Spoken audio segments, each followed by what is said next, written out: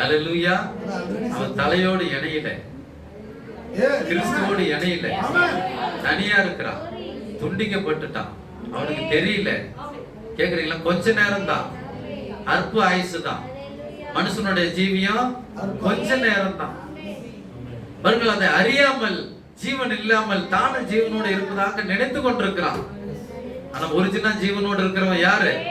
கிறிஸ்துவோடு இணைக்கப்பட்டவன், தலைக்கல்லோடு இணைக்கப்பட்டவன், வெளிப்படுத்தப்பட்ட வார்த்தையோடு இணைக்கப்பட்டவன், அல்லேலூயா, திறக்கப்பட்ட புத்தகத்தோடு தொடர்புடையவன், இக்காலத்தின் செய்தியோடு தொடர்புடையவன்.